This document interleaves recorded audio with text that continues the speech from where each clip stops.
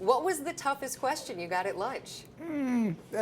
Well, somebody asked me who my favorite comedian was of all time, and I could think of a lot of them I like, but I didn't want to pick You a single. didn't have. What are your top three? Well, I came up with Billy Crystal. I saw him do a performance once, but I go back to the days of Jack Benny and some of those. So I could come up with names you've never heard of. A lot of people are looking back on those days of Jack Benny, and they're thinking, where did they go? Especially this week when you get news like U.S. is no longer the richest middle class in the world. Now it's Canada holding that position. How troubling is that? Well, I read that story, and I don't know exactly how it was measured, but all I know is that our GDP per capita, is at what, 52,000 or something, 51 or 52,000. We are a very, very, very rich country, and it's gone up in my lifetime, one person's lifetime, 6 for 1 in real terms, not inflation, just real terms. So if you imagine my father and mother, in the waiting room in 1930 and thinking their little boy would see something that was going to be 6 times per person output in the country. It's a remarkable country, and it's not over yet. I mean, this country will be doing better 10 and 20 and 30 years from now than it is now. If the middle class were to continue losing ground, though, as by this measure, they have lost a significant amount of ground, can that thesis really hold that you're bullish on America forever? Yeah, it's not a good thing. I mean, the Forbes 400 this past year had an aggregate net worth of $2 trillion and 20 billion. That's an all-time record by some margin. In 1982, the first year I believe it was the first year they did it, it was like 90 billion. So it's up 21 or 22 times for one since 1982. That has not been true of the middle class. So it is really true that particularly the ultra-rich have gotten far, far wealthier, and more of the national pie has moved to them and away from the middle class. What do you see as the number one driver of that trend, of the acceleration of inequality and the disparity between the top and the bottom? I think it's actually a natural consequence of a market system over time that gets more and more specialized. And the market system is wonderful. I mean, it will produce goods and services like nothing else, and it'll produce what people want. It encourages people to go into the right jobs and all that sort of thing. So you don't want to fool around too much with a market system. It has produced a bountiful America, but it will more and more leave behind the people whose skills aren't well adapted to a market system. Let's talk about what Americans are seeing now. You have the stock market near all-time highs, but on the flip side of things, most investors, the average investors, have their lowest amount of trust in stocks ever.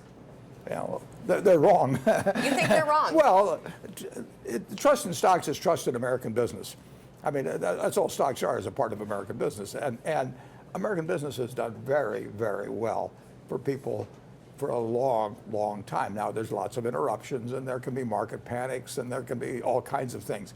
But business will keep turning out more and more goods, and they'll be earning more and more money over time. And the people that own American business are going to do well over time. I don't have the faintest idea what's going to happen next year or 2 years from now or next week or next month, but I do know that 10 years from now and 20 years from now and 30 years from now, the people that have owned stocks will have done well. Do you think, though, that we could be at a tipping point here? If corporate America in this year doesn't make big investments, in some cases do some wage increases, and really think about growing and expanding their businesses, does that hurt the framework of this recovery? Well, I think most businesses are thinking about it. Every business is trying to sell more goods this year than last year, including all the ones Berkshire has. We spent $11 billion on plant and equipment last year, and we'll spend more this year. American business, it wants to do more business, and they're doing it. I mean, that's what's happened in the last 4 years, ever since the fall of 2009, year after year. Our railroad is carrying a lot more goods than it was 2 or 3 or 4 years ago. They're somebody else's goods, but we're moving them. So, which is always a good sign for the economy and recovery and movement. Oh, sure. Our economy is moving forward, and has been moving forward ever since the fall of 2009. has not been galloping forward, but it has been moving forward at a perfectly decent clip. Is there something that would get it galloping right now today? Well, that's what everybody wants, but I mean, sure, you can drop $1 million from the sky on every household, and they'll rush out and spend it, and money won't be worth much after that. But you can create demand various ways in the society. But the trouble is in economics, you always have to say, and then what? And there's a big and then what to pushing that forth, sort of stimulus forth. You've been very vocal about the housing recovery. If I am a potential first-time home buyer in most of the markets in America, I've got a job, prices haven't increased so much in my community, do I buy a house this spring? What does Warren Buffett say? Well, I say if you plan to live in the locale where you are for some time, I don't think you should buy with the idea of selling it a year later or 2 years later. If you plan to live in it for a significant period of time, by all means buy it. It was one of the best purchases I ever made, 56 years ago. I bought the house I'm living in today. Brought all kinds of happiness. Today you can buy it with very, very cheap money. I mean, you are getting a terrific deal on the mortgage now. So if I How much longer, by the way, do you think that'll last? I don't know. I wish if I knew that, I'd go out and speculate in Treasury futures. I'm no good at that sort of thing. We also had a little fun with Warren Buffett, and we did a Real Biz rapid fire. Check it out. All right, I want you to have a swig of your Coca-Cola. Good. Because we're about to do a rapid fire Real Biz challenge. Are you ready? Okay.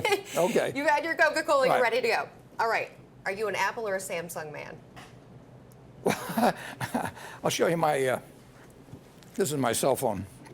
How do you tweet on that thing? Alexander, it's falling apart as a matter of fact.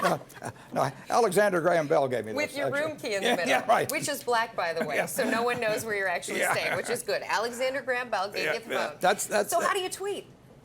I don't. I've had 5 tweets and another person did it for me. Another person took care of it. Yeah. Have you ever bought anything on Amazon? My assistant has bought for me.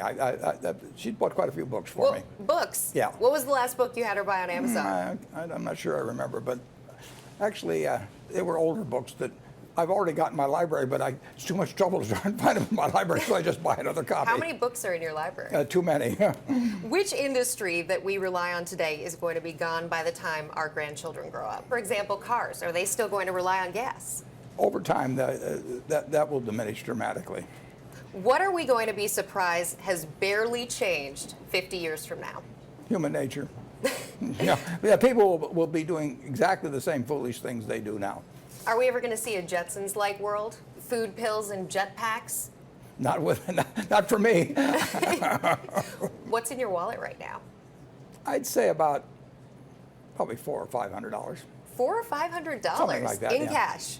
Yeah. Is that what you're always carrying? I generally carry something like that. In yeah. 20s or 50s or hundreds? Well, I've got a few hundred. I want to see. Let's see. You want to see? Okay. Yes, sure. I do. Yeah, well, most women do. You're not unusual.